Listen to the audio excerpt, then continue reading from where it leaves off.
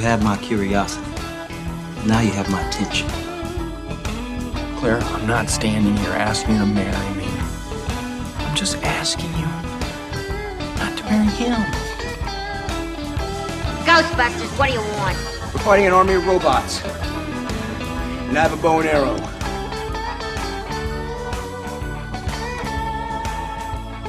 Top news stories of the week. Time to find out once again with Megan Olson and News of the Week on the Al Travis Show. I love having her on, and I love her optimism. She is Megan Olson with News and Review. You sent me a quick list of things to discuss. Obviously, the Charlie Kirk thing is number one. And then you actually put other things down, like we won't do a half an hour on what happened with Charlie Kirk. I love your optimism. Like, I'm not over this. Well, and I know, on our show, normally it's Minnesota-focused news, but I think it would be a mistake not to talk about it. I think everyone's talking about it, especially in the grand scheme of the summer that we've had here in Minnesota with the political assassination of Speaker Hortman. Senator John Hoffman was also shot. We have the Annunciation Church shooting. We have the Charlie Kirk shooting the same day as another school shooting in Colorado. And I mention all of that because if I don't, then it's the whataboutism. And it's all a part of the same conversation. So okay, and it is because you talk about what's tweeted, retweeted most in Minnesota since the Hortman and Hoffman shootings, assassination attempts, call them what they are. This is the most tweeted, retweeted thing in my X and my Twitter and whatever in my social media. Nothing compared to this when it happened a week ago. I love your whataboutism stuff. We have got to get to a spot, in my opinion, where we stop. Like the conversation today in the news is, wait, Trump said that if Walz had asked him to fly flags at half-staff, he would have done it. And this is like the start. Well, why wouldn't he? And we're having a conversation about the etiquette of assassinations. I don't know what that is. I remember the Hortman and Hoffman shooting. We covered immensely here. The flags in Minnesota at half-staff. And I don't recall thinking, why wouldn't they be doing that in Utah? Flying, I don't know what the etiquette is in it. I presume Donald Trump had never heard of the Hortmans or the Hoffmans. And right? If you do it for this and you don't do it for that, I mean, it's this whole, and I think what it boils down to is we're in a day and age where social media consumes most people. Everyone feels like they've been given this platform that their voice, is matters, utmost importance. And the reality is it's not. In the grand scheme of all of this, we are all so small, and everyone feels like their opinion needs to be held to the highest standard. And unfortunately, I think there's a lot of lacking of humility in all of that. And I get 15 hours a week. I understand I get an opportunity to do this. But I will even go down to Biden when the train hit in Pennsylvania and crashed, and my side's yelling, I can't believe it's in 3 months. What would him being there do? He's not picking up a shovel and getting rid of. Stop it. If that bothers you, you're in Pennsylvania, he never came, then don't vote for him. If that bothers you enough, fine. We got to stop. How is that the topic today? How is the topic on whether Trump put the nation's flags at half-staff have anything to do with what happened a week ago? It matters not. It's this deflection stuff that gets us from what we really need to talk about, and it's driving me nuts. Well, and I think the reason why, the Charlie Kirk shooting was so substantial to many, even many that didn't agree with him, is that it really was just an attack on having a conversation, which is, what you do on this program every day. It's opening up the public forum to disagree respectfully, to talk about tough issues, and to lead with love and to lead with compassion. You don't see that in those little viral clips that go out about Charlie Kirk everywhere. But if you watch some of that long form content, you can see that the difference between him and like the pundits on the left and the right is that he actually cares. He goes in and tells people, I care about you as a person, and I care about, your salvation, and Christ is always at the center of it. But this really just was an attack on open dialogue. Well, I think open dialogue in Christianity, I think you hit on something, but I want to go back first because I knew Charlie Kirk. I believe I've watched, I presume, most of his videos. I don't watch more than like 8-minute videos. I got no time for that. But I saw a lot of them, but it's because of my children. I presume when they liked one or did, said, and then I watched it, then Kirk started showing up on my feed, whatever you people call it. So I knew Charlie Kirk, but he wasn't going after me. He was in your age group or going after your age group roughly. You knew Charlie Kirk. You knew him, right? I mean, knew of him and what he stood for. Full disclosure, I mean, yeah, it's no secret. I lean right. And yeah, the Turning Point chapter at the University of Minnesota when I was there was pretty much dead or dying in my freshman year. And I worked with Charlie to help revive that. You did? Brought him to campus. I have photos with him. And so get out of here. I mean, very low level. Like I am nothing in the grand scheme of all this. As I mentioned, like my opinion is not more important than anyone's, but he really, at my most formidable years, brought me into politics and taught me to have a voice and to be a part of the conversation, have a seat at the table. Dang. Okay, live and learn. So then this is even more poignant because as much as I think he brought conversation out and let people like you tell your truth, talk to your, don't stand behind what you believe, I think it was his Christianity. Because his Christianity, for who he was, as far as I can tell, shaped his thoughts on almost everything else, gays, transsexual, gun violence. Everything wrapped around it because he'd get talking with somebody and say, well, Luke chapter 12. He must have had a photographic mind too. The ability to memorize. No, he would just throw it out there. Luke chapter 12 and do the thing, that thing and thing. Now, you get into using the Bible verses, people can go back and forth. I'm not saying it, but it shaped who he was. And I think the fact that 3,000 people would show up in Utah to hear him speak showed that whatever it was doing was working. And I think that is why Charlie Kirk got assassinated. The difference with him is he led with love. And I mean, that's the crux of Christianity that I think often gets left behind or painted in a different picture is that you can love the person and hate the sin. And he really did a good job of, I mean, he sat down with OnlyFans models on a podcast and talked about how much he, loved I them saw one of those. and cared for them and was worried about them. And you just got to lead with love. And I think that's what he did. And it's unfortunate that, we've got some people in this world that are threatened by that and took it to this level. I want to go to break early. I'm going to throw this at you, and you can think about it for a second. Because wow, I'm knocked down about you actually was a TPUSA guy. It's you. I remember the university back in the day, and I don't remember what they called the middle area where the garden was, and you could walk the campus. People would stand up on the little pedestals there, and then just start spewing stuff. And I remember on Fridays on a nice fall day, you just get walking and some guy's talking about whatever it was at the time. This is the mid 80s, so I don't know what it was. And you'd stop, you'd listen, and 20, 30 people would be hanging around. And then someone would yell out a comment, and then they'd have this debate back and forth. And if you went a little further down the next block, there'd be another guy doing the same thing.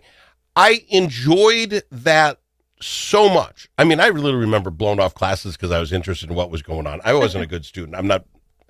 But that idea that college, I'd go there and hear people talk about crap. I'm like, seriously? Never even thought about it. I love that. How, and this is going to you, he got shot in front of 3,000 people just speaking his mind. He asked the people that disagreed to come to the front so we can have a conversation. That's what he was doing. And he got shot in front of everybody.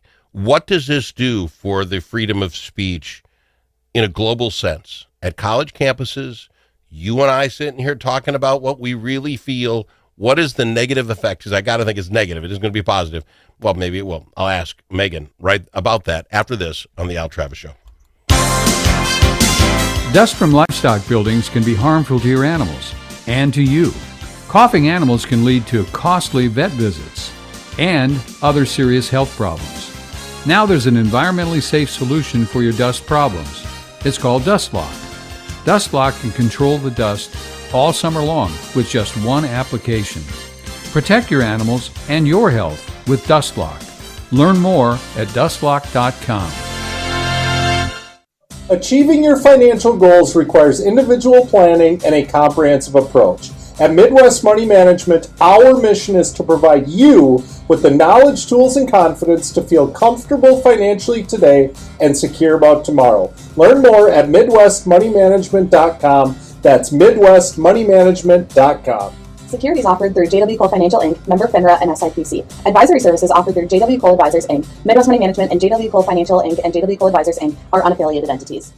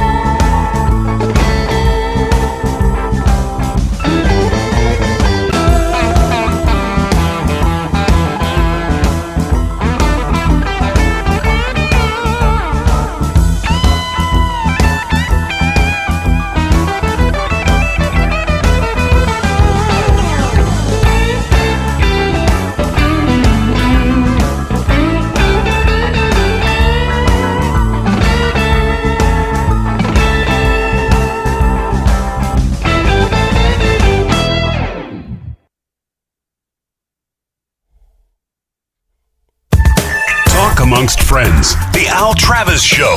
Nothing but talk. Love having her on. Megan's News and Review. I left with a trick trap question that said, what does this do for that free speech that I loved even back in college? I mean, we didn't have the internet like you guys do to build 3,000 people come to listen to you talk. What does this do for freedom of speech in America? Well, and I think leading into this, the most dangerous part about our current moment, and you might disagree with me on this, but you've seen a lot of people celebrating his death, saying that they just didn't agree with him, so they have apathy, they don't care. Yeah. Having those people be placed on leave or losing their jobs over that, I think is a step in the wrong direction. I think that is still freedom of speech. I mean, it's a fine line of when you're inciting violence or like however you want to phrase it. But I think that is a dangerous misstep in kind of the reaction to. Let's push back, because I would agree that I'll disagree with you in some of this, because I've been working through this on the show this week, is that I had people say things in my X or that I was stunned, quite frankly. Again, I don't care who it is who passes, the joy of that seems strange to me. But I thought, do I leave them on my feed? Because I do want to hear what the other side has to say generally. But you get to a point, I don't have to, you can say anything you want, I don't have to accept it. So I literally, for the first time ever having a thing, I start taking people off. That's gone too far. If I owned a business and you work for me and you say something that now I'm sorry, and you can have your opinion, God love you, but you got to understand that now looks bad on my business that you don't even, and people depending on their jobs, professors at school, whatever. I get you have a right to say it, but how you say it means something. And depending in what capacity are you speaking? Like, am I speaking as Megan Olson, or am I speaking as, employee of X business? Yeah, it's a fine line. You walk this line every week. You come on this show with me, and you tell it as it is. And I presume if your employer says, Megan, what the world are you talking about? You're out of here. You're bad. You make us look bad. That is what we face, is some consequence to our actions.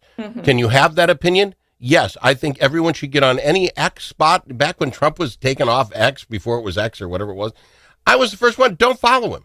Don't listen to him. Turn it off. If they didn't get clicks by putting the dance moves together because Kirk was dead, they wouldn't do it. What I don't get about your generation, I'm blaming all of you, is you have a feeling and you think you need to tape it and put it out there to the world. It goes back to the same thing, is where we're now in a society where we are told that our opinion is to be held to the highest standard. And we feel like if we have something to say, it is what it is. And I mean, at the end of the day, we're just not all that important. And by everyone feel like, you could say something like, I've talked about this with my husband, like, I like strawberries, and someone could say, well, I'm allergic to them and I know other people are too, so that's really offensive.